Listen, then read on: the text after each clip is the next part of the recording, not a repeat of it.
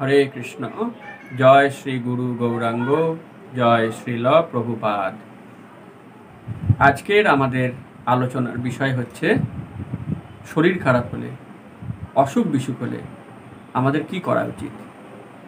খুব গুরুত্বপূর্ণ বিষয়, কারণ শরীর খারাপ কার না হয়, তাই না? শরীর থাকলেই যন্ত্র, তো যন্ত্রের টুকটাক মেরামতির প্রয়োজন হয়, যন্ত্র বিগড়ায়।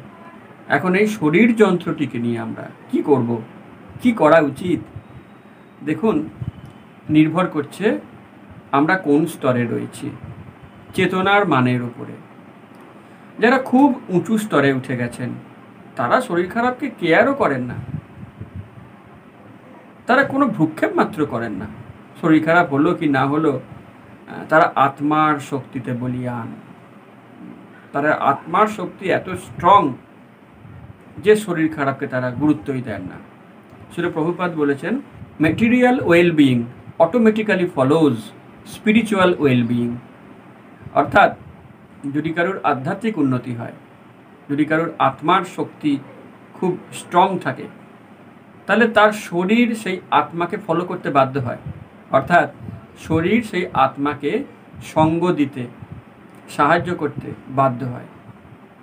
এখন তারা তো একদম উন্নত শুদ্ধ স্তরের ভক্ত, তারা শরীর খারাপ হলেও জেনারেলি ডাক্তারখানা যাওয়া, ওষুধ খাওয়া করতে চান। তবে ভক্তদের বারবার অনুরোধে, তাদের উদ্বেগ দেখে তারা হয়তো অনেক সময় ওষুধ নেন, সেটি আলাদা কথা। তাদের দৃষ্টিভঙ্গি কীরকম, যে কৃষ্ণ আছেন, কৃষ্ণই যা করার করবেন। তারা পূর্ণরূপে শরণাগত।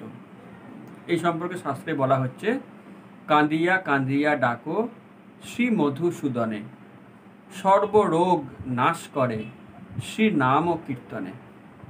তো এনারা এরকম দৃষ্টিভঙ্গি নিয়ে চলেন, আমার যা কিছু কৃষ্ণ দেখবেন, কৃষ্ণের শরণাগত আমি। রাখে কৃষ্ণ মারে কে, মারে কৃষ্ণ রাখে কে। শাস্ত্রে আরও বলা হয়েছে, দেয় কৃষ্ণ নেয় কৃষ্ণ, পালে কৃষ্ণ সবে, রাখে কৃষ্ণ মারে কৃষ্ণ, ইচ্ছা করে যবে। তো শুদ্ধ ভক্তেরা এইগুলি একদম অক্ষরে অক্ষরে পালন করে।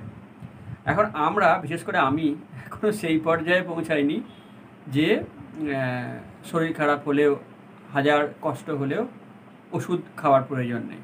তাই আমাদের জন্য কি কর্তব্য? ঠিক আছে, আমাদের ডাক্তার দেখাতে হবে, ওষুধ খেতে হবে। তো মনে রাখতে হবে, ডাক্তার দেখালেও যখন কৃষ্ণ কৃপা করবেন, তখন ডাক্তার সেই বুদ্ধিটা পাবেন, যে বুদ্ধি দিয়ে তিনি সঠিক ওষুধ লিখতে পারেন। তা নাহলে অনেক নাম করা ডাক্তার কত রুগীকে প্রাণ বাঁচিয়েছেন, আবার কত রুগীকে প্রাণ বাঁচাতে পারেননি। তাই ভালো ডাক্তার হলেই যে প্রাণ বাঁচবে এমনটা গ্যারান্টেড নয়, কিন্তু কৃষ্ণের কৃপা হলে প্রাণ বাঁচবে। তাই ডাক্তার দেখালেও, ওষুধ খেলেও কৃষ্ণের প্রতি প্রার্থনা যেন আমরা করতে ভুলে না যাই। এবং ওষুধ খাওয়ার আগে কি করব, বৈদিক শাস্ত্রে পরিষ্কার একটি মন্ত্র বলা রয়েছে, মন্ত্রটা সবাই লিখে নেবেন। ঔষধি চিন্তয়েত বিষ্ণু। অর্থাৎ ওষুধ খাওয়ার আগে শ্রী বিষ্ণু শ্রী বিষ্ণু শ্রী বিষ্ণু এই 3 বার মন্ত্র বলে আমাদের ওষুধ খাওয়া উচিত। বা বিষ্ণু পাদপদ্ম, শ্রীকৃষ্ণ পাদপদ্ম স্মরণ করে ওষুধ খাওয়া উচিত। এটা কি লাভ হবে? Double benefit. যেমন একদিকে মেটেরিয়াল মেডিসিন আর একদিকে স্পিরিচুয়াল মার্সি। তো যদি এই দুখানাকে আমরা গ্রহণ করি, অবশ্যই আমাদের রোগ ব্যাধি থেকে আমরা দ্রুত মুক্ত হয়ে যাব।